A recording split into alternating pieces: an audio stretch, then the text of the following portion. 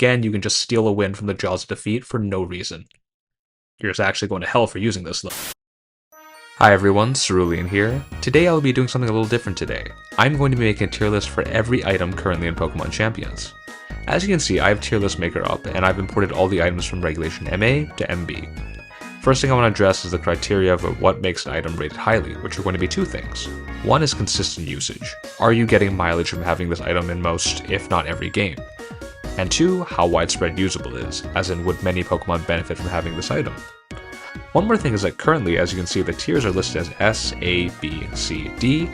I'm going to be making changes to these tier names as one, I think they're kind of boring, and two, not very intuitive. I may even add some tiers to certain outliers to give it more detail. And with that out of the way, let's get this started. So we got an easy one first. Focus Sash is an amazing item that's basically on every single team. Just having that guaranteed longevity is huge for frail Pokemon. It requiring a double up to knock out your Pokemon means you can potentially have a second turn to move. This will be top tier, which I'm going to be changing to the name Real Item tier. Next is the 20% damage boost. I am just going to consolidate all 17 of these into one, as they're essentially all the same thing. These are solid items just off the fact that we don't have too many good damage boosting items right now. If you have a Pokemon that's mainly clicking one type of stab as damage, then these items would be a good choice over Life Orb, since you don't take any recoil. An example would be Fairy Feather on Sylveon, Charcoal on Torkoal.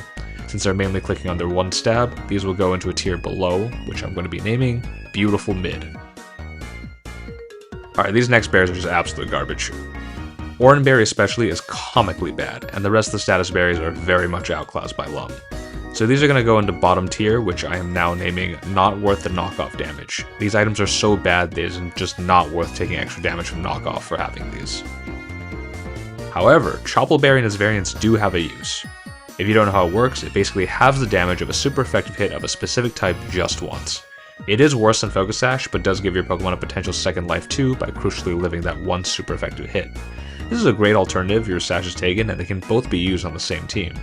I kind of see these things as like Teemu Terastallization, since that was very often used to flip the script on super effective matchups. This is definitely going to Beautiful Mid. Lumberry is also going to be Beautiful Mid. It's not going to be used in every game, and probably won't even be used in most games, as status isn't that widespread right now, but it does absolutely help with certain clutch matchups, such as like Sleep Powder Vivillon and Burns Omega Skullvillain. Can absolutely help patch up a team's matchup spreads. Citrus Berry, fantastic item, and very usable on all sorts of mons. This is very good on anything with decent bulk, and can turn many 2 HKOs into 3 HKOs, which is very big. Or you can also crucially live up a double up, which is huge. Real item. Light Ball. This on paper is actually a pretty amazing item. Doubling the attack and special attack of a Pokemon would normally be top tier. Except this only works on Pikachu. And for that is going on a new tier, which is going to be Noob Trap. These are the items a lot of new players may think about using because it seems good on paper, but it ends up not being great in practice. Pikachu will actually hit like a truck with this item, it's just that, just use Mega Raichu, man, come on.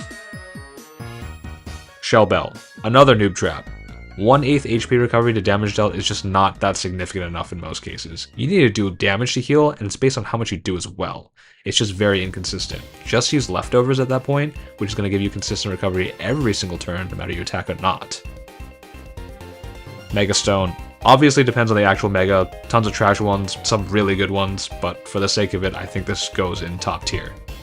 Focus Band. New tier alert! For those of you that don't know how this works, with Band you have a 10% chance to live an attack that would otherwise KO you with 1 HP. Unlike the guaranteed Sash from full but only 1 proc, you can technically proc this an unlimited amount of times. It's just going to be 10% each time, which is just way too low to be consistent.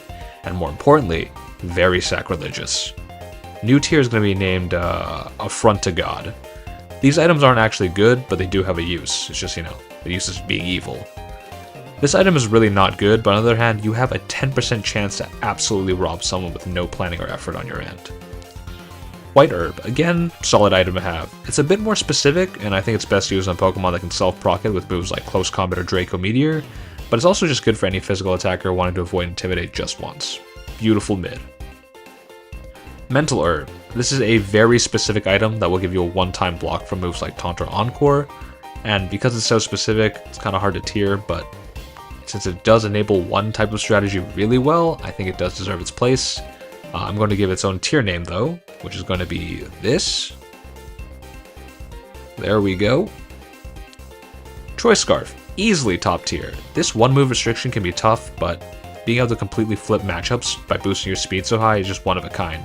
And we've seen how dangerous this item is on Basket Legion. It's also just amazing in best of one close team sheet for that huge surprise factor. Scope Lens. This is actually a good item for very specific setups. I wouldn't throw this on any Pokemon unless they either had multiple high crit moves like Gallade, or Focus Energy and moves like Dracometer where you can crit and ignore your own stat drops. This will get its own tier, which is going to be good, but oddly specific. Now Quick Claw. This is a pretty crazy item. You have a 20% chance to go first in your priority bracket, ignoring any speed changes every single turn. And this even works through Trick Room. So after hearing all that, my dear viewers at home, where do you think this item goes? Yup, that's right, Affront to God. Skipping the line for turn order 20% of the time, that is definitely against Zeus's law. Leftovers. Talked about this a bit in Shell Bell. It's just a great item for anything that's going to stick on the field for multiple turns. Just getting that consistent recovery with ADA moves like Protect 2 to get another turn of healing, you just make a lot of setup mons and defensive mons just unbreakable. I think this goes into real item. Bright Powder. Now I know what you're all thinking. Easy Affront to God tier, right? Well, no actually, this is going into its own tier. Having a base 10% decrease in accuracy for all moves just for being there, very unreliable item, but again, you can just steal a win from the jaws of defeat for no reason. You're just actually going to hell for using this though. King's Rock, 10% flinch chance added to every move. Life Orb, probably the most meaningful item addition in the MB update. 30% boost to all moves is one of the highest damage amps that we have, and the fact that it works on literally every damaging move means that every good attacker can make this thing work. The 10% recoil is almost always worth it. Real item for sure. Light Clay, fantastic item, but of course this only works on screen setters like Grimmsnarl or Alola Ninetales. But being able to extend your damage reduction to 8 turns from 5 is very significant, so I'm going to have to put this in good but oddly specific. Wide Lens, very specific item. I think this is only worthwhile on something like Serena that has multiple good moves in that 80 to 90% accuracy range.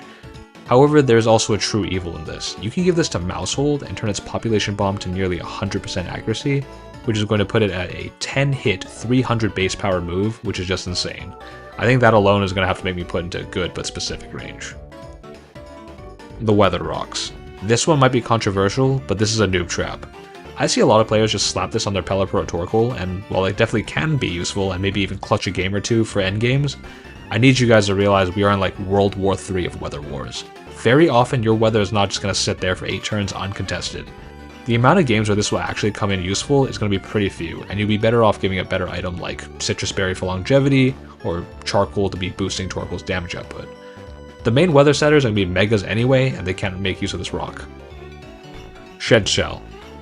I hate Wolfie Perish just as much as anyone, but this is just not something you can tech for. Run Roar or something, for God's sake, don't use this. Bottom tier. Big Root, again, just not that worth it. There really isn't anything running HP draining moves, and even if they did have this item, it's not going to help them that much. There's typically always going to be a better option than this. Noob Trap. Iron Ball. Actually some cool uses for this. The main one being putting on a middling speed Pokemon, maybe like Gallade, that sets up Trick Room, and with the Iron Ball your speed is going to be halved, which means you're going to underspeed a lot of things you normally wouldn't. This move also grants 130 base power fling damage, which is the highest fling damage you can get. And you can do cool trick shenanigans as well, like tricking this onto your opponent, which will lower their speed, and then also ground your opponent, which if you didn't know. This is going to go into good but oddly specific again. Zoom Lens. 20% boost, but you need to move after your opponent is honestly just not practical enough for me. It means you always gotta be on the back foot just for some more consistency, and let's be honest here, you're only going to be using this for Hypnosis anyway, which is already degeneracy. I would put this in Noob Trap, but I do know one VGC player that heavily advocates this item, so it's going to go into its own tier, which is going to be Jamie Boyd tier.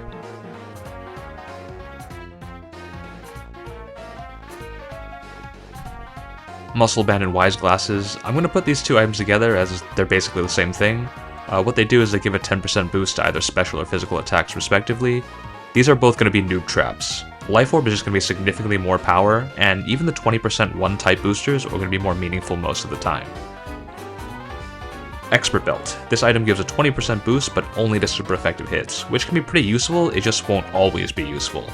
Definitely think there's a place for it if your Life Orb is taken and you have a Pokemon with plenty of super effective coverage, but those are pretty rare. I still think this should go into solid but oddly specific. Metronome.